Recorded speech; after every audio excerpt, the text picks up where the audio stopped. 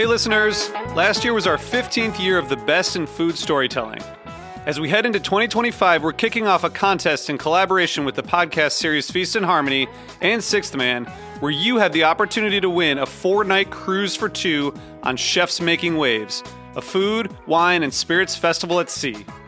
When you donate to HRN, you'll be entered for the chance to win a porthole cabin for 2 on Chefs Making Waves, sailing May 5th through 9th, 2025, from Miami to Cozumel, Mexico on Norwegian Gem. You'll also support another year of great food storytelling with a portion of your donation going toward disaster relief for the food and beverage communities within Western North Carolina and Southern California.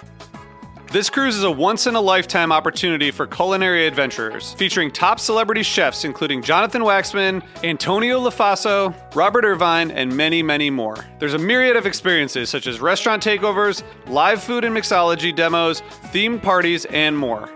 To enter your chance to win, please visit heritageradionetwork.org/cruise. Terms and conditions apply. You must be 21 or over to enter. That's heritageradionetwork.org/cruise. You're listening to Heritage Radio Network.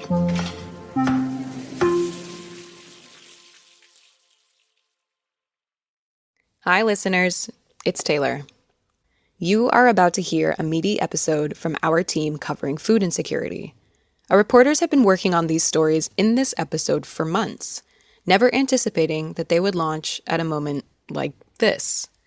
As we release this episode, news outlets are reporting that House GOP lawmakers are proposing over $200 billion in cuts to the Agriculture Committee's budget. These cuts include reductions to programs like SNAP, which provide essential support to millions of people facing food insecurity in the U.S., and it's a program you'll hear about today. Now more than ever, we hope that this episode highlights the ways that communities create avenues of care, even in the face of uncertain futures for government aid. And I hope that we can give you a starting place to plant some seeds of nutrition support in your own community. Another way that we address food insecurity is we address the root causes of hunger, which we consider are poverty, systemic inequity, and structural racism. And so in addition to addressing the immediate need for food in our communities through our network pantries, we also recognize that there are communities that we serve that are disproportionately affected by hunger due to years of inequity and disinvestment. Today on Meat and Three, we're exploring what it takes to secure the nutritional needs of our communities. These services are needed now more than ever, as the rates of food insecurity increase drastically across the nation. And it feels harder to rely on our federal government for continued support, let alone affordable eggs. Whereas localized efforts can address the immediate needs of their communities by providing effective and multifaceted approaches to aid. Think the Black Panther Party and their People's Free Food Program. These revolutionary efforts of the Black Panthers in the late 60s to make sure that kids were able to eat a meal before school actually put pressure on legislators to incorporate free breakfast into their school budgets. At the top of the episode, you heard from Man Yi Lee, a spokesperson for the Greater Chicago Food Depository. This food bank distributes to over 800 pantries, shelters, and soup kitchens in the Greater Chicagoland area. So in honor of all of that important work, instead of a meat and 3 sides today, we're bringing you 3 hearty dishes, covering traditional and unique models that, combined, work to provide holistic care and socioeconomic mobility for our neighbors in need. I'm Taylor Early. This is Meat and 3 on HRN. Meat and 3. Meat and 3. Meat and 3. 1 meat, 3 sides. Food, news, and storytelling. A square meal for your ears. Meat and 3.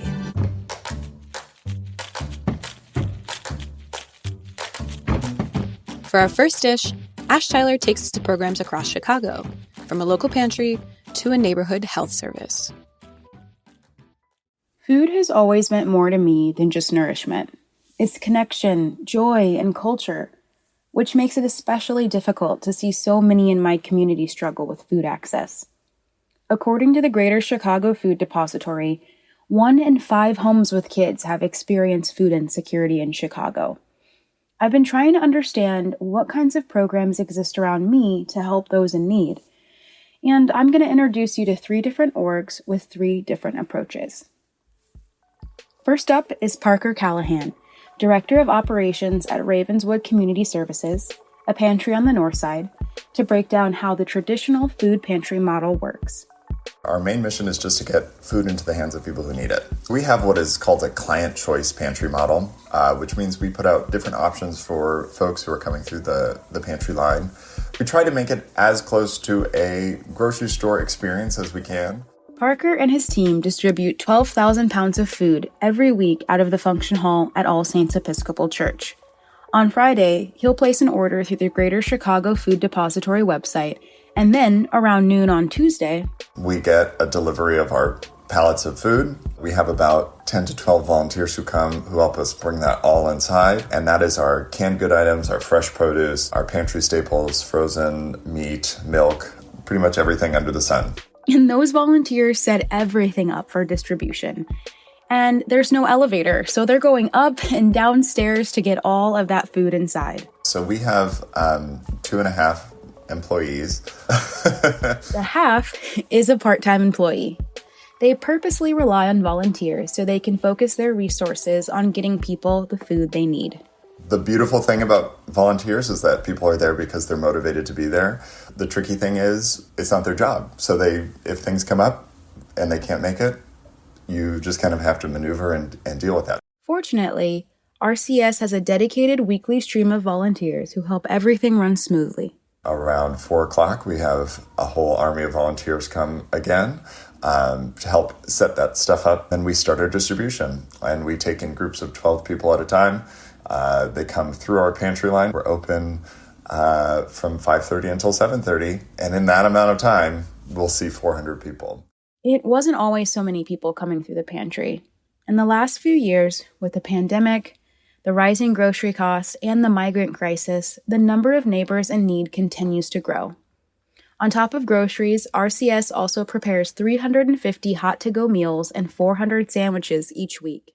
Even though I've been doing this for 11 years, is truly one of the greatest feats. Every time I see it, it blows me away.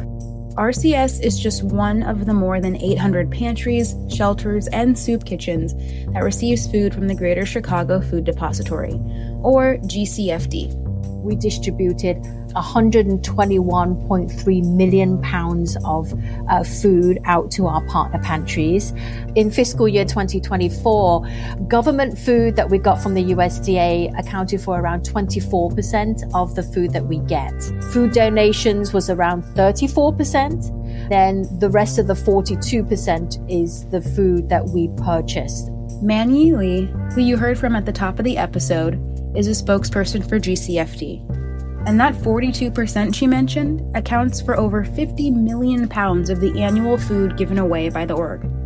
GCFD buys eggs, dairy, protein, and produce with money from grants, foundations, and monetary donations from individuals and corporate donors. But food donation still plays a big role with their Retail Food Rescue Program, which collects food from local grocery stores and redistributes it to pantries. And it's perfectly good food. It's just food that has been mislabeled, or there was a surplus of food that was ordered. In recent years, the program has rescued 70% more food from local retailers, meaning more meals on pantry shelves and less in the landfills. GCFD isn't the only organization using creative approaches to supporting food sovereignty. The Farm on Ogden is a health, food, and job facility created by the Chicago Botanic Garden and Lawndale Christian Health Center. They have a Veggie RX program, which gets fresh produce in the hands of community members with chronic health issues on Chicago's west side. A couple local health centers refer patients to the farm. Their patients are at risk or have a diet-related illness such as diabetes or hypertension. That was Katara James, the manager of Veggie RX. We provide them with a fresh box of vegetables, so about 6 to 8 items each week. And then we also provide nutrition education. So that can be in the form of on-site nutrition demos or virtual nutrition demos. These cooking classes demo recipes that use that week's produce selection. The point isn't necessarily to teach participants how to cook. It's more about learning how to incorporate ingredients they normally wouldn't use. They're like, I don't like eggplant. And I'm like, have you tried eggplant? And they're like, no. So I'm like, just try it and then let me know what you think. So then they get to try a recipe of whatever it is that they say they don't like. And then it changes their mind. They're like, you know what? This really isn't bad. And anyone can refer patients to VeggieRx. To eliminate barriers to access, the only requirement is that individuals be a patient at one of the health centers in the neighborhood. The 40-week program is completely free. We're primarily funded by the USDA, our GusNIP grant. So that helps cover people who has Medicaid or active EBT card. We also have some private funding through the Builder Initiatives to cover people who don't have active link card or Medicaid. Since starting in 2016, the demand for the program has grown. Now they have about 3,000 participants, most of them over 45. And an extra benefit of the program is the sense of community it provides. I've seen a lot of people meet friends throughout VeggieRx just from picking up their boxes. And it also shows participants they aren't the only ones that's going through whatever it is that they're going through. As for the future of VeggieRx, Farm on Ogden is researching how it can scale its program so it can be replicated in other neighborhoods and cities. From pantries to produce boxes, Chicago has found ways new and old to support the growing need for food justice and sovereignty. I have no doubt that programs across the city will continue to cultivate networks of care that can sustain our neighbors well into the future. We'll be right back with more Meat and Three after a brief break.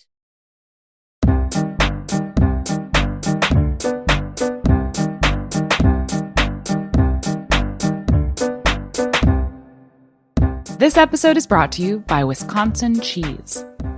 There's a reason when you think of Wisconsin, you think cheese. Cheese is a huge part of Wisconsin's history and future. In Wisconsin, the state of cheese, the tradition of cheese-making excellence began 180 years ago, before Wisconsin was recognized as a state. Immigrants traveled to settle in this lush green hills of Wisconsin, bringing their cheese-making traditions with them.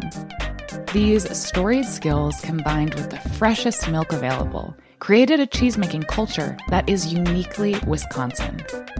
Wisconsin's 1,200 cheesemakers, many of whom are third and fourth generation, continue to pass on old-world traditions while adopting modern innovations in cheese-making craftsmanship. Find your next favorite cheese at wisconsincheese.com. Welcome back to Meat and Three. Food stamps have always come with a side of limitations: how much money is available, where they can be spent, and what they can be spent on. Folks on SNAP have to strategize how to effectively feed their family with these limited resources, which can often mean leaving the more expensive or even the higher quality foods out of the grocery baskets. Up next, Bean Metcalf explores the history of food stamps and how one particular organization in Oregon is increasing access to nutritious local food.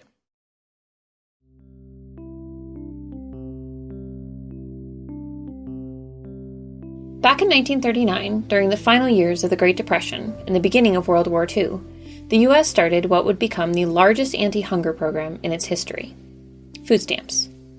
Food stamps originated as a business deal between farmers, government, and consumers, allowing participants to buy specific surplus commodities. With the severe economic downturn of the Great Depression, folks were too poor to buy the food that farmers had grown.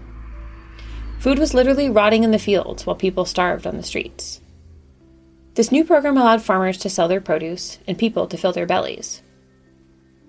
The initial program only lasted a few years as the U.S. economy took a sharp turn upwards during World War II. But hunger continued to be an issue, and in 1961, food stamps came back. Since 2008, they've been relabeled as the Supplemental Nutrition Assistance Program, or SNAP. Today, there are around 41 million people who use SNAP. And while many assume this program is only for those in abject poverty, it's actually an invaluable resource for many Americans. The Government Accountability Office found that around 70% of folks receiving SNAP were employed full-time. In a country with stagnant wages and an increasing class divide, Services such as SNAP are crucial to keeping food on tables. Yeah, it's such an interesting revolving door of people from all different walks and all different backgrounds and all different life circumstances that use SNAP. And I always try to tell people, like, this is a benefit program that you pay into with your taxes that is available for you when you need it. That was Rachel Ward, the executive director of the Farmers Market Fund.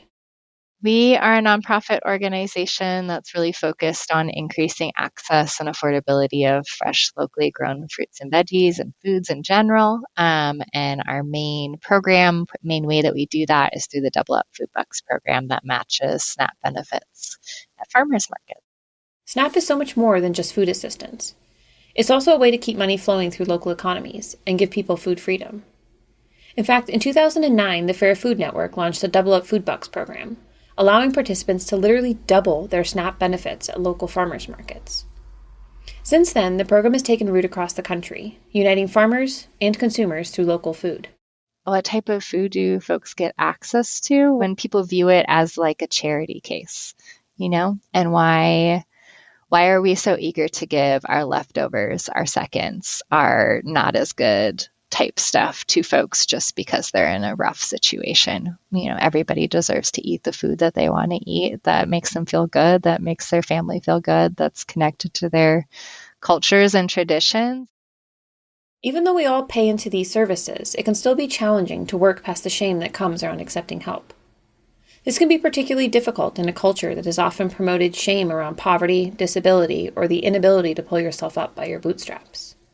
It's not like you've got to extra earn it or deserve it. And it really disappoints me that there's been that language and stigma at the federal level, dating back to the Reagan era and what we talked about in terms of the welfare queen, which was a made up perception of someone who was taking advantage of the system that didn't even exist at that time, and that is just the image and the stigma that's stuck in people's heads.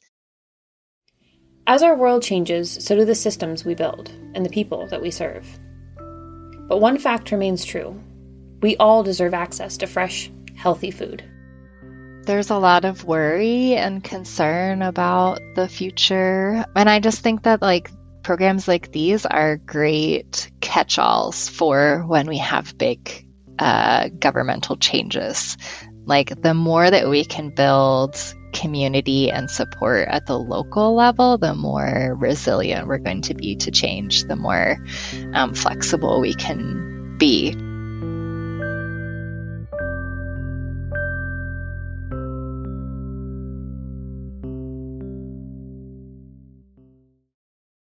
So far, we've talked about nonprofits, government programs, and other traditional institutions. But what about DIY mutual aid projects, where community members see a need and try to meet it themselves? For our last hearty dish, Zariel Grullón digs into how the Laredo chapter of Food Not Bombs uses mutual aid to feed their local communities. Laredo Food Not Bombs is a regional chapter of the Food Not Bombs initiative that has its 45th anniversary coming up this year. Being new to Laredo, I found out about Laredo Food Not Bombs while scrolling through social media. I was looking for a way to get involved with my new community and was curious about Laredo Food Not Bombs and its impact on this not-so-little border town in South Texas.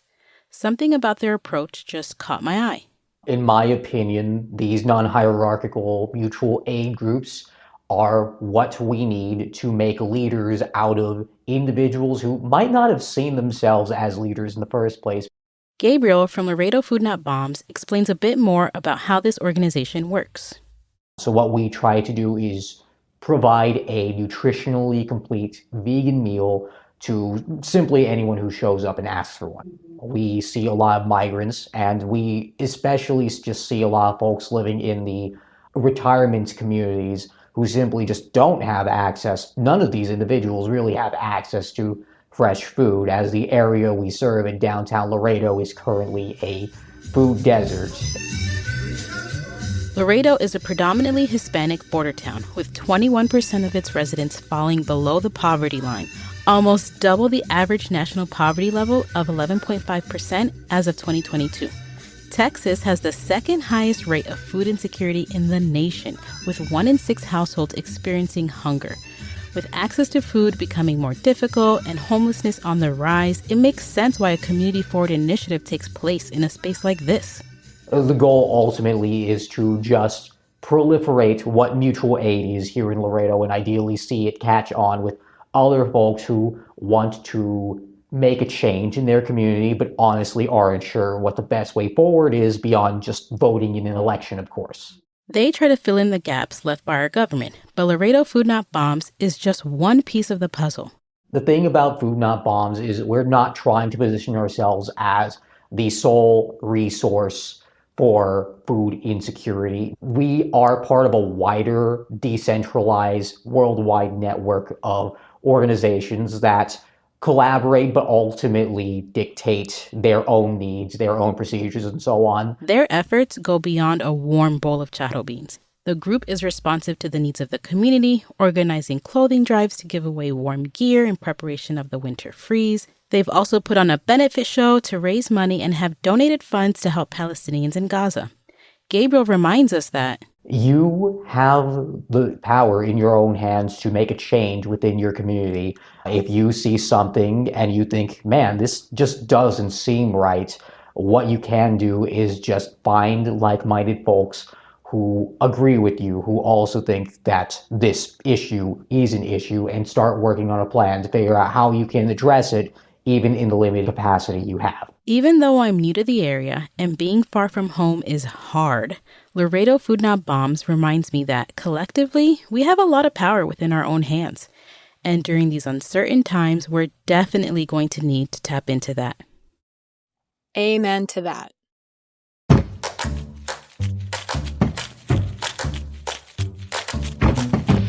Well, that's our show. Thanks for listening. Learn more about the guests and topics we touched on this week, as well as the ways in which you can help support the nutritional needs of your community by checking out our show notes. This episode of Meat and Three was reported by Ash Tyler, Bean Metcalf, and Zariel Grullón. Our lead producer on this episode was Ash Tyler, with support from Maya Okindo, Hieu Huynh, Jessie Nicley, Kiki Canuto, and me, Taylor Early. Our executive producers are H. Conley and me, Taylor Early. Our audio engineer is Sam Gerardi. Our theme song was composed by Breakmaster Cylinder. This program is supported in part by public funds from the New York City Department of Cultural Affairs in partnership with the City Council. Meat and Three is powered by Simplecast. Meat and Three is a production of Heritage Radio Network, the world's pioneer food radio station. Learn more at heritageradionetwork.org and follow us at heritage_radio and at meaty.gram. Don't forget to sign up for our new and improved HRN newsletter. The link is in our show notes. And please stay in touch. Whether you have a story idea or would just like to say hey, write us at ideas@meatand3.nyc, and that's all spelled out.